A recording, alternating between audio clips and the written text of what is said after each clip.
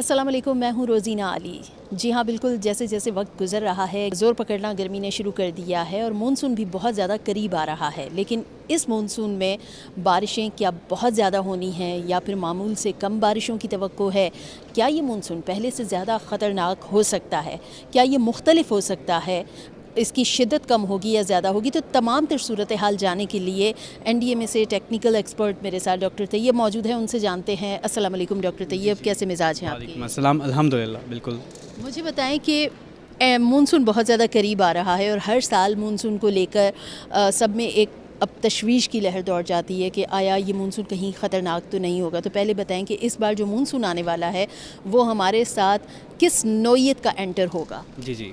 Monsoon में हम जो देख रहे हैं, थ्रेट आइडेंटिफिकेशन कर रहे हैं कि ये मानसून ये साल एल नीनो है, बल्कि सुपर एल नीनो एक्सपेक्टेड है। सुपर एल नीनो से मुराद ये है अनट्रेडिशनल रेन्स। अनट्रेडिशनल रेन्स से मुराद ये है कि रीजनल वेरिएबिलिटीज़ होंगी। कुछ एरियाज़ में convective cloud burst, torrential rains, localised heavy rains होंगी और कुछ एरियाज़ में बिल्कुल रेन्स के चांसेस ही ख़त्म हो जाएंगे। यानी ये रीजनल वेरिएबिलिटीज़ इसमें हम देखेंगे। ये मानसून साउथ एशिया के अंदर अपनी नौयत का एक डिफरेंट सा मानसून होगा जो 2025 से इंतहाई मुख्तलिफ होगा। इस वक्त जो सब कॉन्टिनेंट की रेन्स की इफ़ेक्ट हम देख रहे हैं तो ओवरऑल सप्रेस्ड रेन्स होंगी ओवरऑल इंडिया में भी, और साथ पाकिस्तान के सदर्न सेंट्रल रीजन में भी सप्रेस्ड रेन एक्टिविटी है। सप्रेस्ड रेन्स को हम क्या कहेंगे? मामूल से कम रेन्स, प्रिलिमिनरी ये बता रही है। लेकिन डेंजर साइन में आपको एक बताऊं कि रेन्स का पाकिस्तान की फ्लडिंग से ज़्यादा इसका इम्पैक्ट फ्लडिंग का कैचमेंट एरियाज़ में कितनी रेंज है, जहाँ से दरियाई रास्ते निकलते हैं वहाँ पे कितनी, यानी अपर कैचमेंट एरिया जो दरियाओं का जहाँ से बर्थ होती है, यानी वो जहाँ से दरिया का ओरिजिन है वो पाकिस्तान का नॉर्थ रीजन है। इस साल की जो प्रिलिमिनरी एनालिसिस है कि पाकिस्तान की most of the central plains, Sindh में और बलूचिस्तान के एरियाज़ में मानसून की एक्टिविटी सप्रेस्ड होगी एल नीनो की वजह से।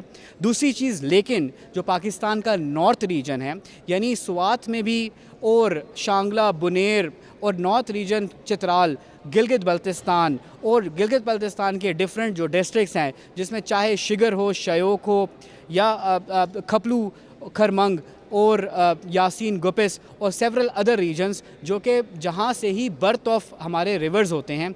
ये सिर्फ नहीं, अपर कैचमेंट एरिया ऑफ जहलम की अगर बात करें तो मुजफ्फराबाद से लेते हुए जो पूंछ का इलाका है या फिर मानसेरा का दरियाए कुनहार है, इसमें कितनी बारिश है। साथ साथ पाकिस्तान का जो दरियाए इंडस है उसमें तो 70 से 80% जो आता है फ़्लो वो बारिशों से ज़्यादा ग्लेशियर के पिघलने से आता है। इस बार वार्मर टेम्परेचर हम पाकिस्तान के नॉर्थ रीजन पे देख रहे हैं। इस बार ग्लेशियर्स की मेल्टिंग की वजह से हम देख रहे हैं कि फ़्लोज़ की, हॉरिजेंटल फ़्लोज़ की एक्सपेक्टेशन ज़्यादा है। मानसून स्पेल्स के बजाय बर्स्ट की फॉर्म में आता है। लास्ट ईयर अगर आपको याद हो हमने नो स्पेल्स की कहा था कि मानसून के स्पेल्स आएंगे या के बाद दिगरे, वैसे ही अनफोल्ड हुए।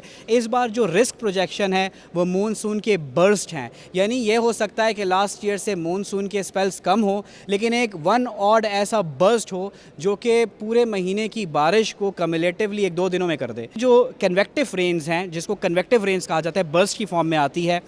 हम ये भी देख रहे हैं कि ये रीजनल वेरिएबिलिटीज़ की वजह से चकवाल में भी आ सकती है, बुनेर में जिस तरीके से आई उधर भी आ सकती है, लाहौर या किसी भी एरिया में जहाँ पे एक ही बर्स्ट हो जाए खुदा ना खास्ता। लेकिन मेजर जो मानसून के कन्वेक्टिव बर्स्ट की जो पेशन गोई, जो लॉन्ग रेंज प्रिलिमिनरी एनालिसिस है, वो आपका रीजन जो है स्वात, बुनेर, मालाकंड और बटाग्राम, इस्लामाबाद पिंडी में भी का भी नॉर्थ का रीजन को कहूटा के पास, क्योंकि इस्लामाबाद में भी 3 दरिया बहते हैं। दरियाए कुरंग है और वो भी आता है नॉर्थ मरी से, और चाहे दरियाए लिंग हो तो वो भी कहूटा से होते हुए आता है, या तीसरा रिवर जो है आपका दरियाए सुआ हो। तो इस्लामाबाद की भी हाइड्रोलॉजी सेंसिटिव है क्योंकि हमारे 3 दरिया का मुख्तलिफ जहाँ पे मर्ज होते हैं वहाँ पे डेंस अर्बन सेटलमेंट्स हैं।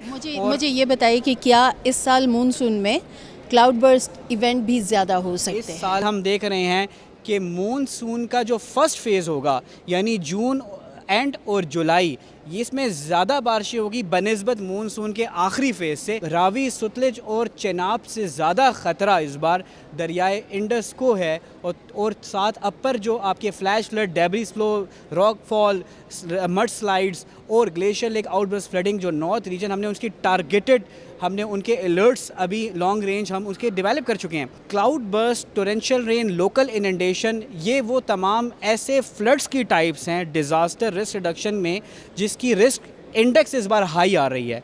यानी इस बार बनिस्बत लास्ट ईयर से जो लोकलाइज रेन इफ़ेक्ट्स हैं जो कि लीडिंग टू अर्बन फ्लडिंग वो ज़्यादा है। नॉर्थ रीजन में इस साल ज़्यादा ग्लेशियर लीक आउटबर्स्ट फ्लडिंग के चांसेस बहुत ज़्यादा हैं। ठीक है, मुझे डॉक्टर तैयब मुझे ये बताइए, मानसून से पहले प्री मानसून भी क्या हमारे पास कोई अच्छी बारिश ला रहा है? Pre monsoon is a combination जिसमें बहिरा जो बे ऑफ बंगाल है वहाँ से भी मौसमियाती अवामिल से ईस्टर्ली जो हो, इस बार मई के महीने में ऑल्थो ये वेस्टर्न डिस्टर्बेंस है, हम ज़्यादा बारिश देख रहे हैं बनिस्बत लास्ट ईयर से और comparatively last couple of year से। रीजनल वेरिएबिलिटीज़ की वजह से इस साल अर्ली मानसून भी हो सकता है। लास्ट ईयर भी आया था 26 जून को, इस साल अर्ली मानसून IMD भी कह रहा है कि निकोबार और जो अंडमान आइलैंड जो उनके हैं उसमें भी अर्ली ऑनसेट, एल नीनो के अंदर अर्ली ऑनसेट्स होते हैं। आप लोग तमाम स्क्रीन से मॉनिटर कर रहे हैं पूरे पाकिस्तान को, तो मुझे बताएं कि NDMA की मानसून को लेकर अभी क्या कोई अर्ली प्रिपरेशन है इस हवाले से? हम लोग अर्ली वार्निंग से भी पहले रिस्क एनालिसिस करके रिस्क की प्रोजेक्शंस करते हैं, टारगेटेड हैज़र्ड्स की आइडेंटिफिकेशन करते हैं, वहाँ की हम रिस्क इंडेक्सेस डिफ़ाइन करते हैं, उसके मुताबिक शॉर्ट टर्म, मीडियम टर्म और क्विक फिक्स प्रिवेंशंस की इंटरवेंशन। उसके बाद प्रिवेंशन के बाद हम मिटिगेशंस की तरफ जाते हैं कि कुछ हम इसके रिस्क को रिड्यूस करें और कुछ trigger based anticipatory action. Community को मोबिलाइज़ कैसे करना है, pre arrangement of those important heavy equipments, चाहे वो आपकी equipments in the form of excavators हों और अदर अरेंजमेंट जिनको हम अर्थ मूविंग इक्विपमेंट्स कहते हैं, जहाँ पे आपको लग रहा हो कि खुदा ना खास्ता जो कि आइडेंटिफिकेशन है कि जिस एरिया में ब्रिज टूट सकती है तो बैली ब्रिज की प्री प्लेसमेंट वहाँ पे। अर्ली वार्निंग से related trigger based anticipatory action की एक सीरीज़ ऑफ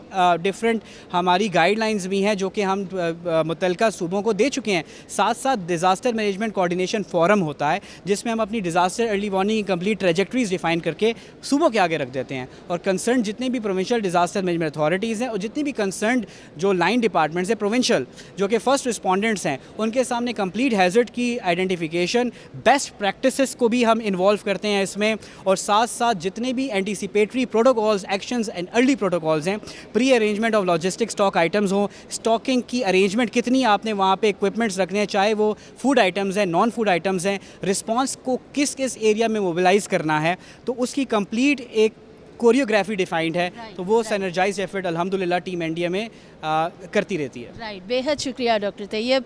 और मानसून चूँकि उसमें सबसे ज़्यादा प्रिपरेशन की ज़रूरत होती है, ऐसे बहुत से इलाके हैं जहाँ पर लोगों को बर वक्त वहाँ पर सिर्फ ना ही इमदाद पहुँचाने का काम नहीं होता बल्कि मानसून से पहले उन्हें आगाही देना, उन्हें इस चीज़ के लिए तैयार करना और वो किस तरह से पहले अपने लिए एक रेस्क्यू प्लान कर सकते हैं। तो NDMA का कहना है कि मानसून से मुतल्लिक तमाम तर प्लान सूबों को भी शेयर कर दिया गया है और उन्हें कहा गया है कि ऐसे इलाके जहाँ पर ख़तरा ज़्यादा हो वहाँ की कम्युनिटी को लाजमी ऑन बोर्ड लें और वहाँ की कम्युनिटी को ये भी इंश्योर करें कि उन्हें भी इस हवाले से कुछ ट्रेनिंग ज़रूर दी जाए, क्योंकि कम्युनिटी लेवल पर जब ट्रेनिंग होगी तो फिर डिज़ास्टर का जो ख़तरा है वो उतना ही कम होगा। बहरहाल मानसून के मुतालिक ज़रूर ये डॉक्टर तैयब ने बताया कि इस बार जो मानसून आ रहा है वो गुज़िश्ता बरस की बनिस्बत थोड़ा सा मुख्तलिफ ज़रूर होगा। उसकी शिद्दत यकीनन वो वक्त के साथ साथ मौसमियाती पैटर्न हैं वो बदलते भी रहेंगे, क्योंकि मौसमियाती तब्दीलियाँ हैं और मौसमियाती तब्दीलियों के ख़तरात को किसी भी सूरत नज़रअंदाज नहीं किया जा सकता। ताहम तमाम तर मुतल्लिका इदारों को बर वक्त इस हवाले से इक़दामात यकीनी बनाना होंगे।